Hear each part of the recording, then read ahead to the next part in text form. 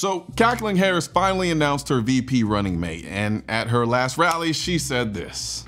And together, when we win in November, we are finally going to pass universal background checks, red flag laws, and an assault weapons ban.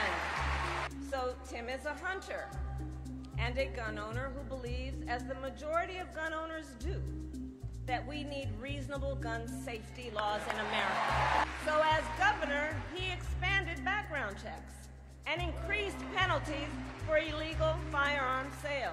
Now, I've said it before and I'm gonna say it again. Joe Biden is the most anti-gun president we've ever had. But let me tell you, old Joe Biden ain't got nothing on Kamala Harris. If she becomes president, she will be the most anti-gun president in US history. And this isn't me just fear-mongering because I'm a 2A advocate. These are facts. Harris is so hardcore against the Second Amendment, even Joe Biden had to tell her to slow down. When Biden, a man who has been pushing gun control his entire career, tells you to chill, you know you've gone too far. They said, I'm going to issue an executive order. Biden saying there's no constitutional authority to issue that executive order when they say I'm going to eliminate assault weapons, saying you can't do it by executive order any more than Trump can do things when he says he can do it by executive order. Does the vice president have a point there? Some things you can, many things you can't. Let's let the senator answer.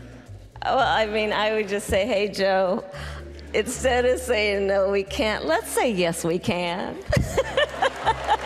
Let's be constitutional. We got a constitution. And yes, we can. You know how extremely anti-gun you have to be for Joe Biden to tell you to be constitutional when it comes to passing gun control? It's like having Michael Jordan tell you to chill out on the trash talking. The crazy thing is, this was when she was running for president. Then, in the ultimate plot twist, Joe Biden turns around and makes her his vice president. And not just any vice president, he makes her the head of his gun control policies. And yes, marched for their lives. I'm proud to announce the creation of the first ever White House Office of Gun Violence Prevention, the first office in our history.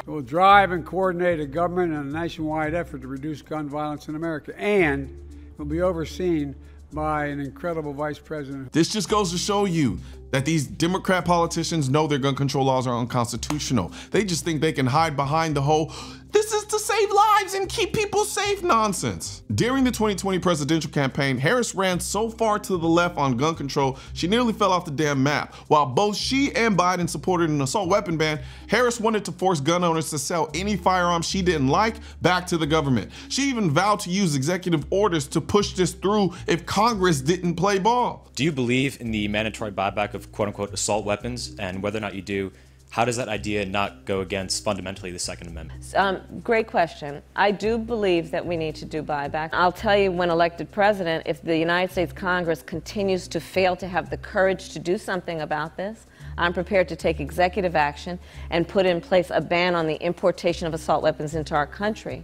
But we still have to deal with the over 2 million assault weapons that are currently in the streets of America. And so a buyback program is a good idea. But here's where it gets really concerning. Some of the Supreme Court justices who have a strong record on protecting Second Amendment rights, like Clarence Thomas and Samuel Alito, they're getting up there in age. Thomas is 76 and Alito is 74. If Kamala Harris gets into the Oval Office, she'll likely have the chance to replace these justices with ones who don't protect the Second Amendment, and that could stack the court against the Second Amendment for generations. Kamala Harris is no friend to the Second Amendment. If she becomes the president, we are facing the most anti-gun administration in history. If you value your right to bear arms, you need to take these threats seriously.